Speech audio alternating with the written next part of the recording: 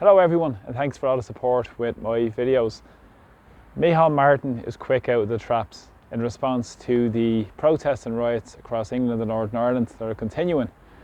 Micheal Martin again is Ireland's Minister for Defence, Foreign Affairs, Taoiseach, and long-time leader of Fianna Fáil has come out predictably to say, well listen, blame social media companies, and it is the typical response of look over there, don't look at us, who help create the crises that people are facing in terms of what's going on with the immigration crisis, and also in terms of their economic policies that favour the rich, the wealthy and the billionaires, and exacerbates wealth inequality in our society, and much the same across England as well. Now, this is typical of their response, because he said a lot of this stuff on X, blaming the platform owned by Elon Musk, to say it's mindless, ill-informed arguments, and Elon Musk and X are problematic. That's very interesting from Micheal Martin. So maybe he's looking to try and clamp down on more freedom of speech. And also he said social media platforms, some cooperate with state authorities and some don't. That's interesting, isn't it? So now we see where it's all going. Create the problem, looking for the solution. Let's clamp down on freedom of expression as well, and try and fund their commission on the Truth Ministry here in Ireland and attack people's rights. And it was as plain as the nose on your face in terms of what their approach was going to be and what their response was going to be as well. Because we've seen in England the very robust response coming from Keir Starmer's government. Of course, Keir Starmer is just Tony Blair 2.0. The same neoliberal policies will be implemented in Europe, across England, Scotland and Wales and the North, because that's who he serves. He serves the globalist masters rather than serving the interests of the people he should be representing, and it's particularly the ones who are most left behind in working class communities. But it's also very insightful because of all the anger, fear, anxiety and all these issues that have been led to the protests and riots in terms of the fighting as well. It's also been a huge opportunity for the corrupt state to come in with their solutions to the crisis that they started. Lunacy. Of course, there's no transparency, there's no communication, there's no trust, and there's no truth coming from the political establishment and ultimately who they represent. And you can see the response across the water and in terms of here as well. Even some members of Parliament in England are calling for COVID-style lockdowns, martial law, and army on the streets. This ties into the response in Ireland, where we saw Timmy Dooley, the Fianna Fáil TD, speaking about being battle ready. So let's take on the citizens of the states rather than deal with the underlying systemic inequality that goes on in society, and in terms of who the political classes represent. And of course they want to clamp down on social media companies and clamp down on basic rights for people, and maybe move towards digital ID. Isn't this a great approach that they're trying to move towards? So have us in our own virtual digital cages. Not quite close to the cages here behind me that are trying to be created again. So create the crisis, come up with a solution. The solution to illegal migration is digital ID. Solution to cybercrime is digital ID. Solution to all these crises is digital ID.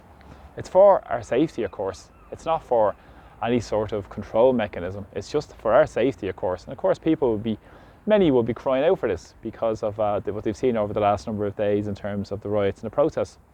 And this is again a top-down approach that comes from the globalist masters, and it comes from the European Commission. The European Commission, a member of von der Leyen back in 2020 spoke at her original speech when she became European Commission President, and said they'd be looking at ways to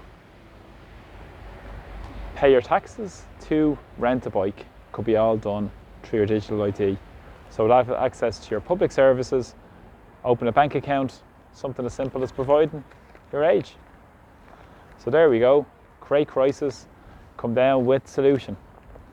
And of course, Micheal Martin here in Ireland won't speak about the crises that he helped create in terms of allowing the housing and homelessness crisis to get out of control, allowing the health crisis to get out of control, not to mention the immigration chaos and who that benefits in terms of the cheap labour for the big bosses that he works for, and also for the big commercial property owners that he's profiting so much money for. One such place is just down the road here, where there's Irish commercial property owners are making up to €7 to €8 million a year to provide accommodation for economic migrants. Now, it's also fascinating. You couldn't really make this up, because if you consider the wealth inequality in Irish society, 2 billionaires have the same wealth as half of the population. Just take that for a second in terms of wealth inequality and lack of redistribution of that wealth. 2 billionaires have the same amount of wealth as half, bottom half of Irish population, and top 1% in Ireland have nearly 36% of the wealth.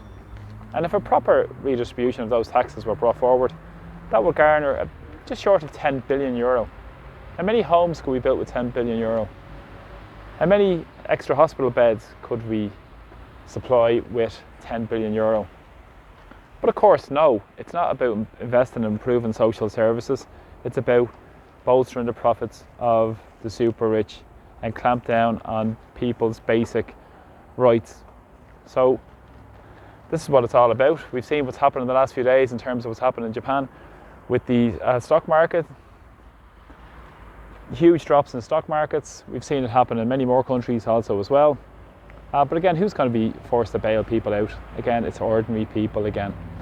So again, Micheal Martin, not wasting a good crisis, as Rahm Emanuel, one of Obama's chief advisors, said, never let a good crisis go to waste. And we've seen that happen so many times through the generations of neoliberal policies. We saw it with go back to Chile in '73 with the Allende coup, where he was murdered and Pinochet was put in place, with the Chicago school style of economics in terms of Milton Friedman, where it's all about privatization, deregulation, and we call it liberalization of the market. And we've seen more basic human needs being pushed into the market, such as a home, and we've seen the housing crisis being created because of all those. We've also seen it in the US with the New Orleans and the Hurricane Katrina. Never let a good crisis go to waste. So if you start the crisis, you can benefit and profit from it. And remember, it's ordinary working class people who always struggle for their rights and won their rights. And that's more important now than ever. We need to bring power back to our communities where people have a say and a voice in what really goes on in our local society and communities. So thanks a lot for all the support my videos, really appreciate it. If you like my videos, please press subscribe. And from Dublin today, Slán, take care. See you all soon. Bye bye.